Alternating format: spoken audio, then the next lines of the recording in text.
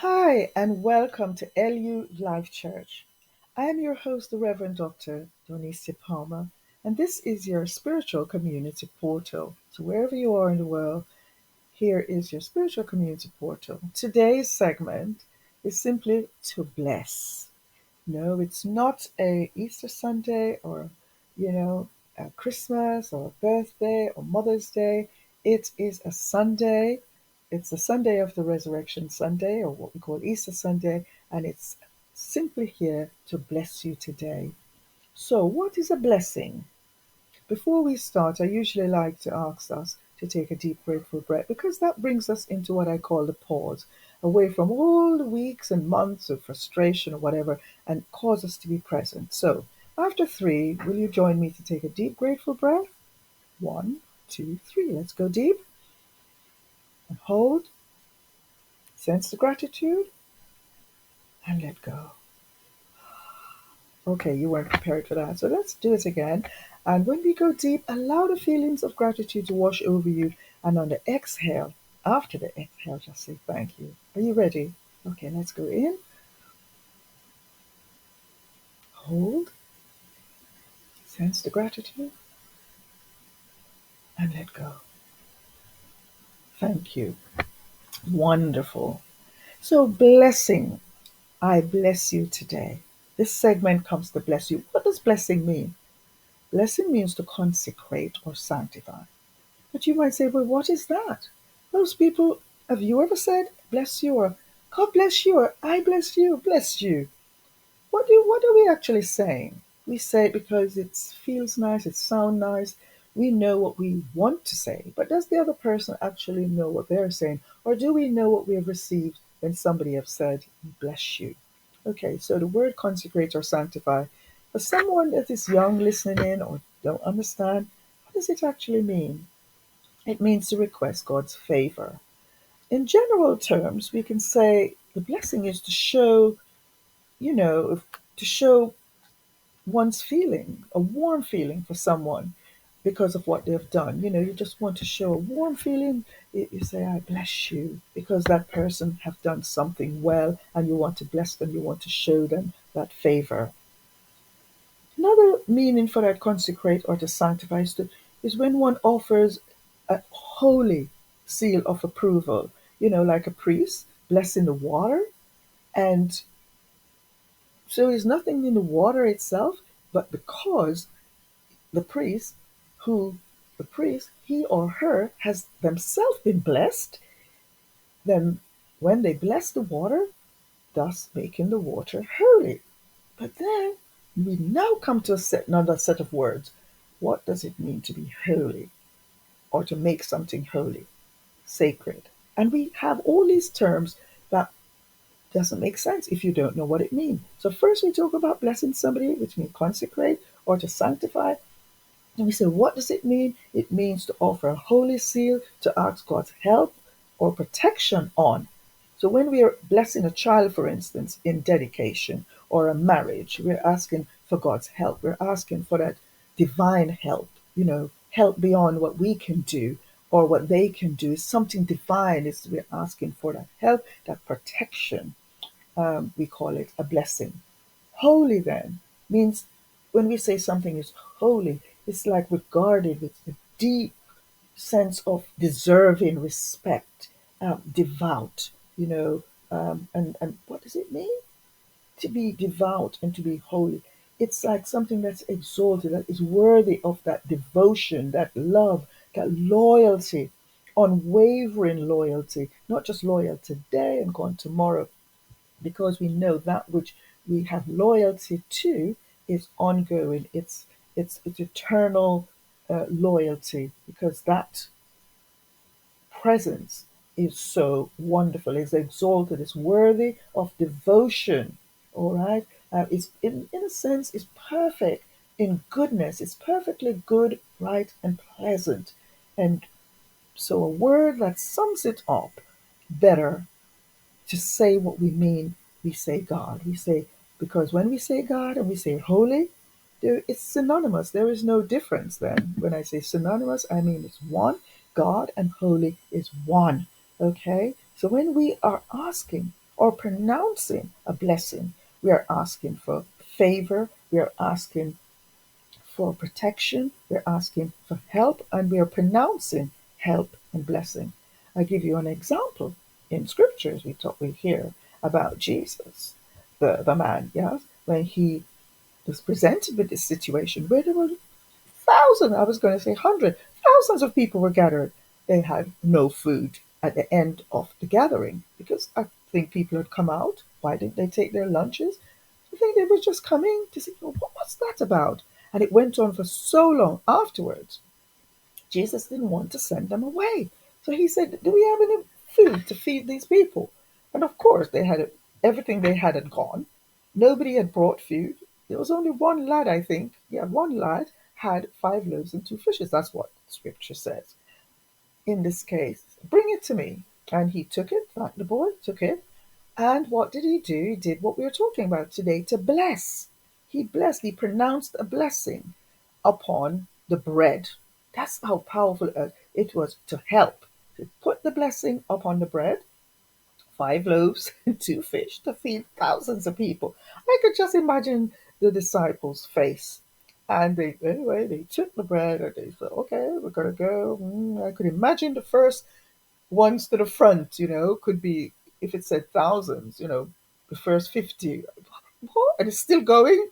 I could imagine them looking over their shoulder to the next lot and think, how much you got left? And they still had more. And, well, I'm just reading what the scripture says. The scripture says, when they collected afterwards, after everybody had eaten, and they went around and collected what was on the floor, bits that was thrown away, probably, I don't know, it was boneless fish or whatever, it was bones. It didn't say what they picked up, but it was recorded that they collected 12 baskets leftovers where people didn't finish what they were eating or throw away. Am I naive enough to believe that story? Is it allegorical? I don't care what it is. It gave me faith to believe in the blessing. That blessing can be as powerful as you believe, or foolish if you don't believe. It just wouldn't make a sense to you. It wouldn't be a blessing to you. So to bless is to ask that help, and to receive that help is by how you believe it. So today's message can be a real blessing. Get it? So your life, you can receive this blessing. And indeed, if you were worried about something, not sure about something, downcast today because of an illness, downcast because of a breakup, or some difficulties with your own self integrity, you don't feel good about yourself, or whatever you are going through, difficulties, this segment come to bless you today, to say, I bless you. So I pause here to bless you, to say, I bless you. I bless your home. Yes, I bless your marriages. I bless your relationship. Bless your future. Bless your going in and bless your coming out. Wherever and whatever circumstances you're going through today, I say, I bless you. So let's go on a little further. Who can offer a blessing? You can. It's mainly a priest who, him or herself, has been blessed and believe in it. So what makes that? What makes that important? Because when you bless something, to in turn it becomes holy, it then is worthy of respect, and it becomes morally pure or godly. So that person who has been blessed, a priest for instance, male or female, then begins to undergo a holy life because they've shown some tendencies towards being good, right, and pleasant. They go on in all their aspiration, in all their thought life, in all their action, as much as is possible, day and night, to live in that sense of devotion to that which is pure on the inside of them, as I said earlier, to the God that's inside of them. They become very faithful, and they're actively, unwaveringly loyal with love and concern to that goodness, to live right, to be right, and to do right, to do that which is good, to do that which is uh, good and right is a pleasant situation to be in. I could just tell you right now, if I was among those who sat there waiting for food and being hungry and saw that miracle, man, that would be help and that would be a wonderful thing for us. So, a wonderful thing that happens, what is the result of a blessing?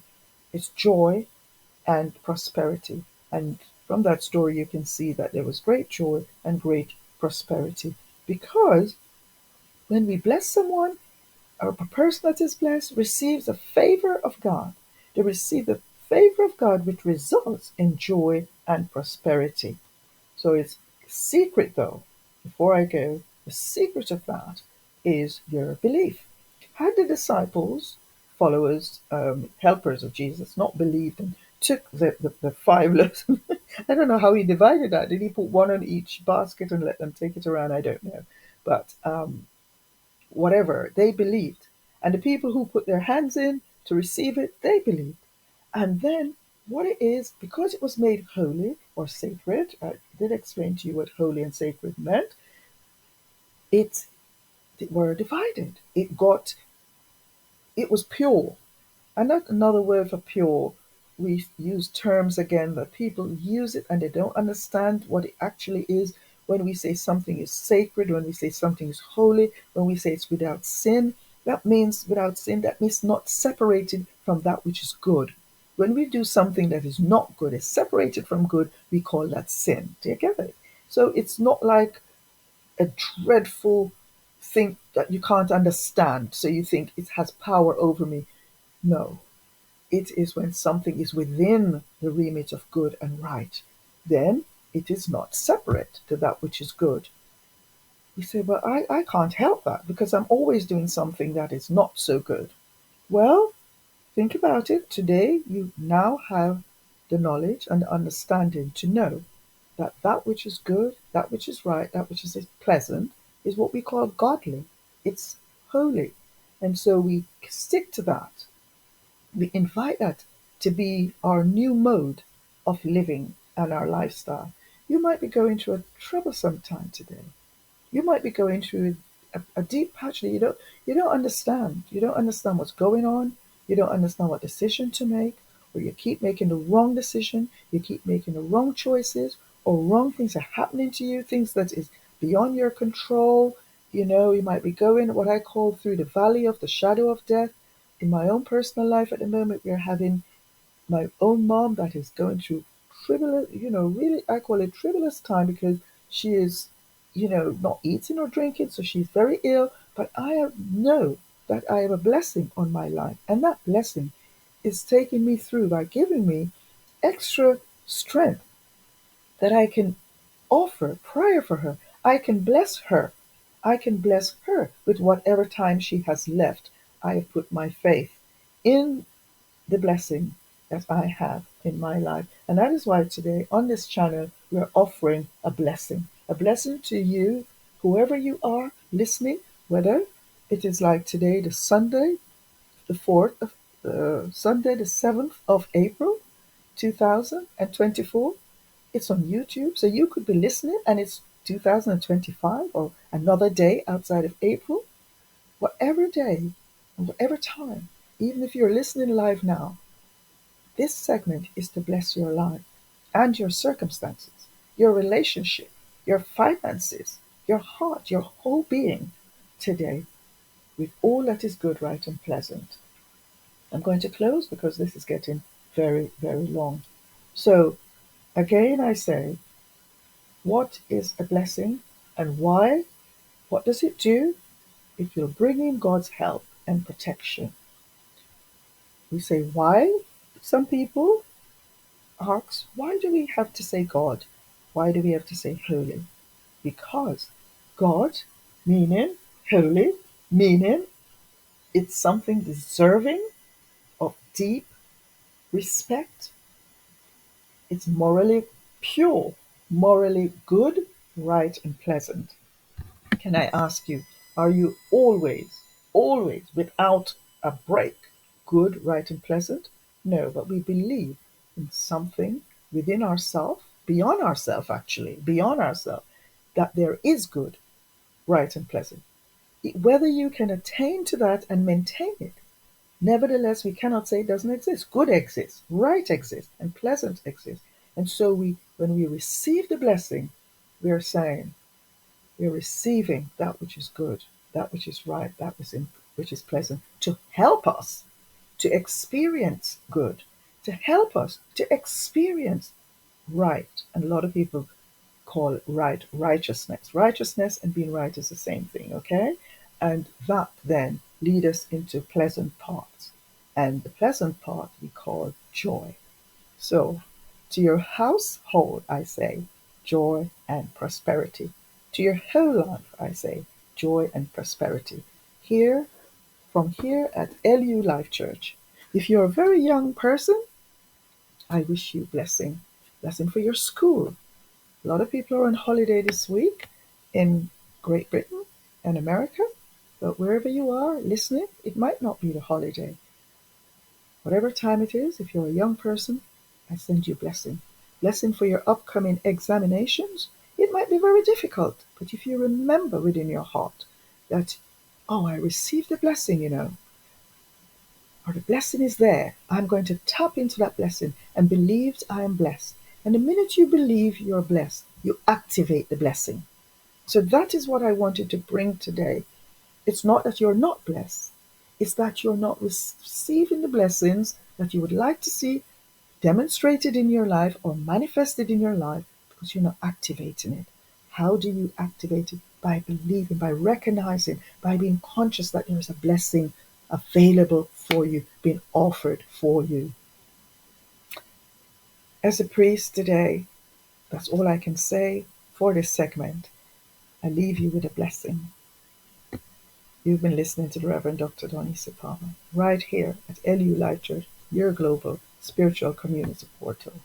Have a blessed day and week ahead.